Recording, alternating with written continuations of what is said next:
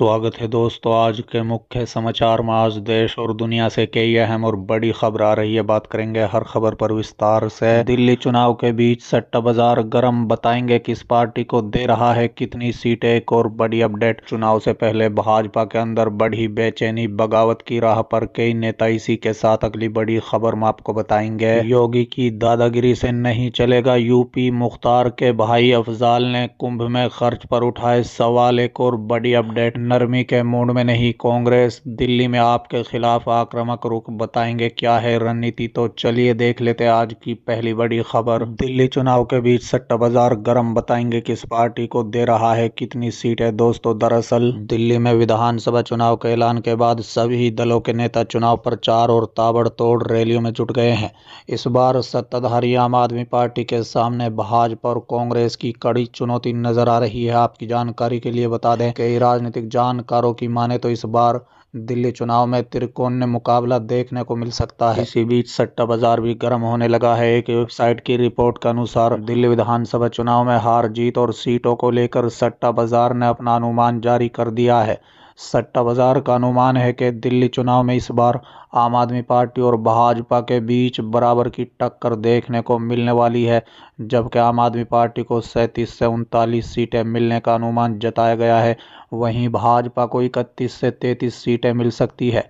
यानी सट्टा बाजार ने कांग्रेस की जीत पर कम भरोसा जताया है। बता दें कि साल 2020 के दिल्ली विधानसभा चुनाव में आम आदमी पार्टी को 62 सीटों पर जीत हासिल हुई थी। वहीं भाजपा को 8 और कांग्रेस को 0 सीट मिली थी। उस समय भी भाजपा ने अपना पूरा दमखम लगा दिया था। दिल्ली में भाजपा 27 साल से सत्ता का स्वाद नहीं चख पाई है, जबकि कांग्रेस 2013 में मिली हार के बाद दिल्ली में नहीं जीत पाई है। साल 2013 के बाद से केजरीवाल की पार्टी का ही दिल्ली की सत्ता पर कब्जा रहा है।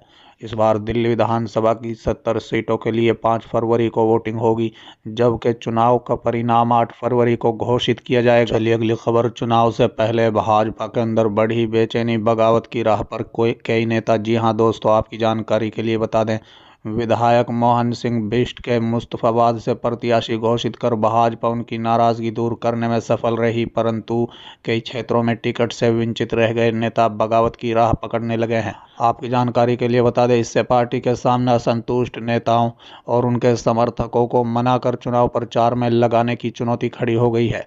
यदि नेताओं का असंतोष बढ़ा तो पार्टी की परेशानी बढ़ेगी। पार्टी ने 4 जनवरी को 29 प्रत्याशियों की पहली सूची जारी की थी। उसके बाद महरौली विधानसभा क्षेत्र से घोषित प्रत्याशी गजेंद्र यादव के विरोध में कुछ लोगों ने प्रदेश भाजपा कार्यालय में आकर प्रदर्शन किया था। कुछ अन्य क्षेत्रों में भी कार्यकर्ताओं की नाराजगी की बात सामने आई थी, लेकिन 11 जनवरी को जारी दूसरी सूची के बाद कई सीटों पर करावल नगर से 5 बार के विधायक मोहन सिंह बिष्ट का टिकट काटकर कपिल मिश्रा को प्रत्याशी घोषित किया गया। इसका विरोध करते हुए विधायक मोहन सिंह बिष्ट ने निर्दलीय चुनाव लड़ने की घोषणा करते हुए आसपास की सीटों पर भी भाजपा को नुकसान होने की बात कही है। चलिए अगली खबर, योगी की दादागिरी से नहीं चलेगा यूपी, अफजाल ने कुंभ में खर्च पर उठाए सवाल। जी हां दोस्तों, आपकी जानकारी के लिए बता दें, उत्तर प्रदेश के गाजीपुर से समाजवादी पार्टी के सांसद अफजाल अंसारी ने योगी सरकार और मुस्लिम लीग पर हमला बोला है। उन्होंने कहा है कि देश और प्रदेश न मुस्लिम लीग की मानसिकता से चलेगा और न ही योगी सरकार की दादागिरी से,